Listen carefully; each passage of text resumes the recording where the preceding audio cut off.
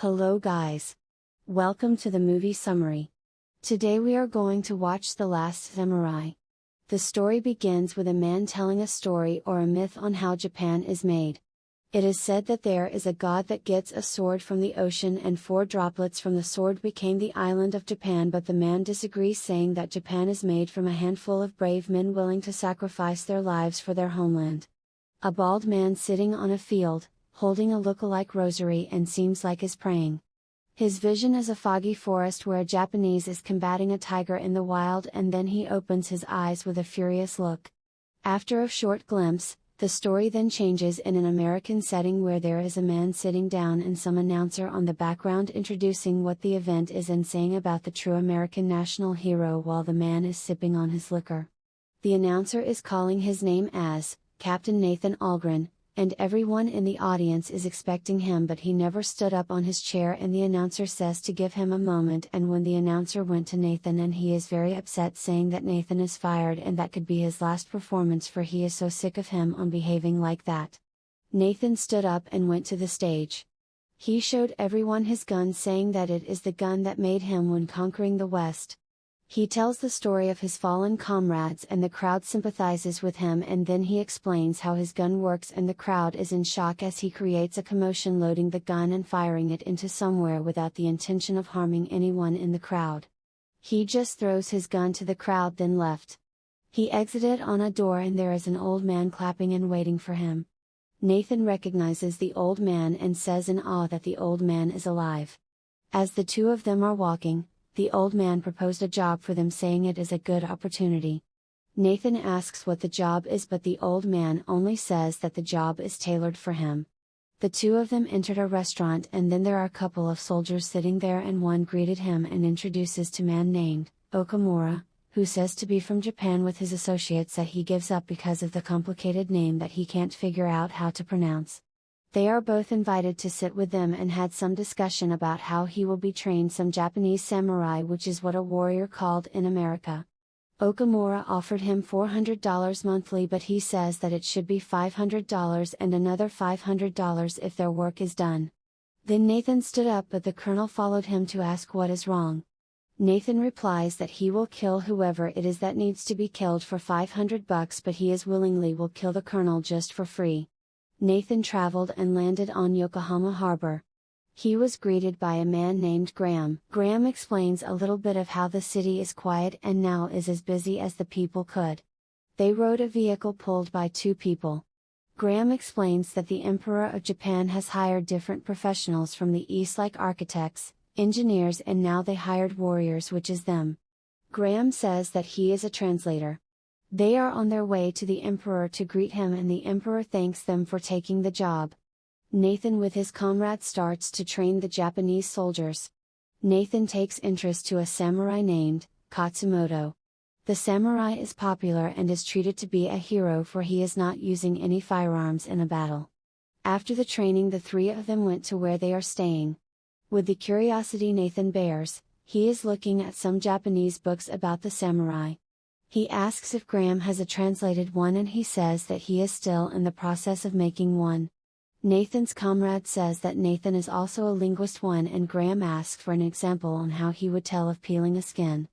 Nathan at first doubted if he would do it or not, but then he starts describing it, threatening Graham that he would be peeled that way if he can't translate the book in time.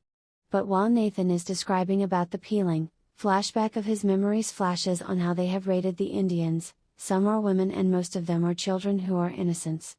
They fired without hesitation on whom they will aim, as those innocents run for their lives without any time to defend themselves. He argued with the colonel that those Indians have nothing to do with the rebellion, but the colonel insisted that they must kill them as they are instructed to. Nathan doesn't have a choice but to follow, and he came back to his reality with a teary eyes. They are back on the training, and Nathan mentions that they are lucky that the soldiers are aiming for just one direction, even though some bullets just hit the target, the most of them missed it. He went to a soldier and instructed him himself from the formation to sight, and when the Japanese soldier fires, he hits the bull's eye. Okamura is coming to their way and utters his name. Okamura says that Katsumoto is on his move of his rebellion and they cannot move freely on a certain province. Nathan says that the soldiers are not ready, but the colonel suggested that the rebels don't have any single rifle and only have their bows and arrows. Nathan then gets his gun and says that the soldier must shoot, and if not, he will be the one shooting back. The soldier is so furious that he didn't want to do it, but Nathan pressures him by shooting his hat. The soldier then aims, but he didn't hit Nathan. Nathan walks out saying that they are still not ready. But the colonel insisted that they are going to battle and find Katsumoto at 6 in the morning. The next day, they are traveling down to province and there are houses burned and the place is a wreck and people are traveling from place to place. Graham asks Nathan how they are going to find the samurai, but Nathan answers that they won't, but the samurai will be the one who will find them. They reach the Yoshino province with the soldiers he trained, and commands them as they are in the forest, and he is preparing them into battle. As Nathan shouts to load their rifles, many of them have shaky hands and some don't know what to do, for they are all scared of what will happen. They are all in a very heavy tension when they hear the opponent's screams, but they are in out of sight. When the enemies are at sight, Nathan says that they will aim on his order, but some fires instantly, for they are all scared and there's no time for the reload. Most soldiers run and the samurais with their horses as they attack. A bloody war is happening and it seems that the rifle is no match for the samurai's swords. As the war is happening, the Japanese general runs as Nathan and his comrade Zeb fights with their swords.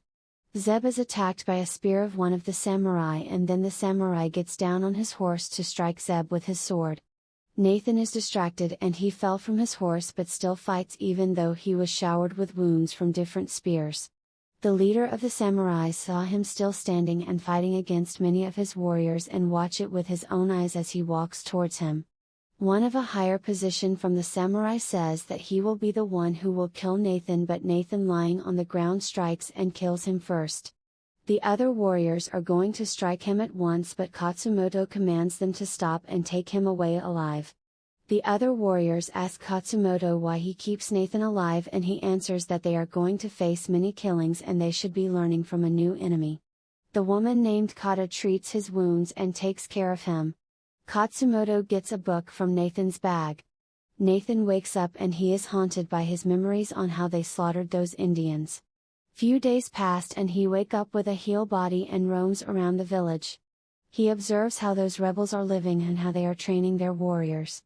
Someone escorts him to Katsumoto, who is in a temple, and they are having a conversation.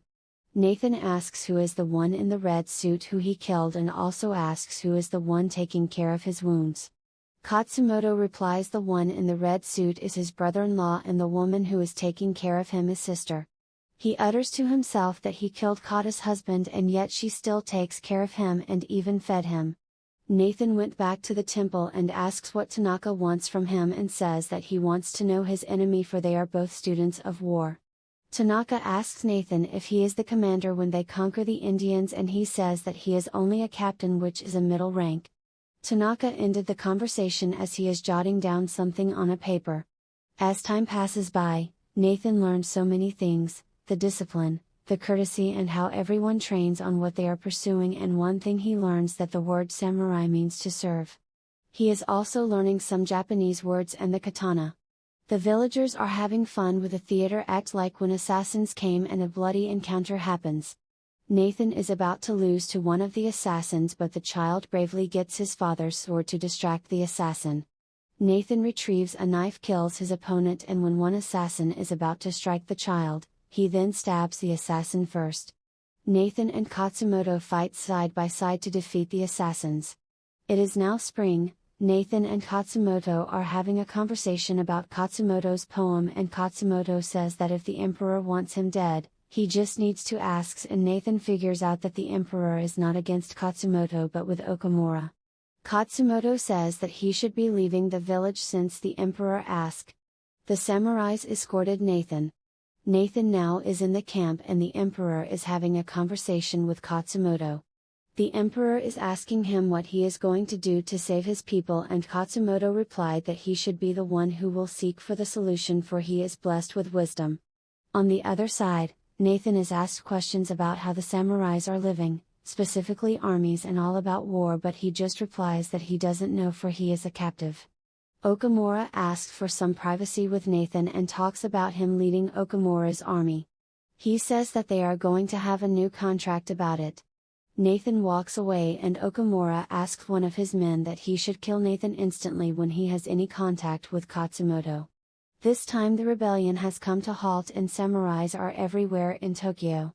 Katsumoto is about to enter the Japanese council, but Okamura says that he should not be bringing his katana inside the room, but he refuses to do it unless the emperor had to say it. The emperor does not say any single word and Okamura says that he should be escorted out.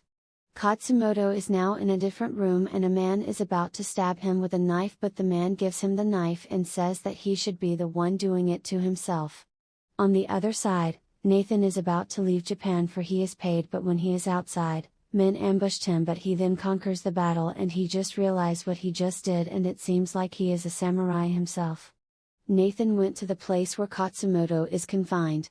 He says that they should leave the place and he is saving him. When they are about to escape, guards are hunting them with guns. Most of them pass the bridge, but Katsumoto's son is left behind and he is shot and he fell down. Nathan tried to save him, but he is now in a worse condition. Katsumoto's eyes are filled with sadness and anger. His son says that they should leave him for he has done serving his purpose. It took minutes for Katsumoto to decide to leave his son. As the rest are escaping, Nathan watches the son to fight with his arrow and bow against those with rifles. They are back to the village and expecting that there would be a bloody war. The whole village prepare themselves. Nathan tells Katsumoto the war about the Persians for having a small number of soldiers and yet still fight with thousands of enemies, and that are they going to do. Nathan suggests that they need to make their enemies close to them enough to have fight with their swords. The day has come and Taka says that it would be an honor if he could wear the red armor his husband left. Taka dresses him and they both felt the compassion and kisses each other. They are now ready to fight and is now taking the battlefield. Thousands of soldiers are there. They greeted each other and the colonel can't believe that he is seeing Nathan with the samurais. Nathan only says that he will be glad if they could see each other on the field. Each troop are on their positions.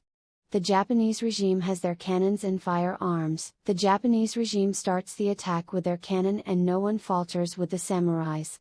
They remain standing on their ground, bravely.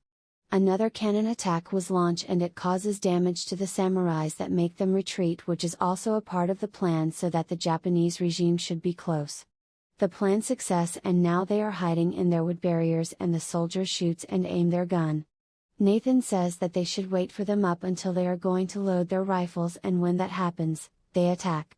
All the brave samurais fight against those men with rifles. They are still fighting even though they are hurt with those bullets. The field is almost covered with bloods. A never-ending troop of the Japanese regime are coming to them and only a few of them are left. They have decided to attack even though they are really few. They bravely face the opponent and when they are close, Katsumoto is badly hurt. One of the general commands to halt the firing. Nathan says if Katsumoto is ready and he helped him stab himself so that it is the way wanted to die, by the sword, and the last thing he may see is the spring of the sakura.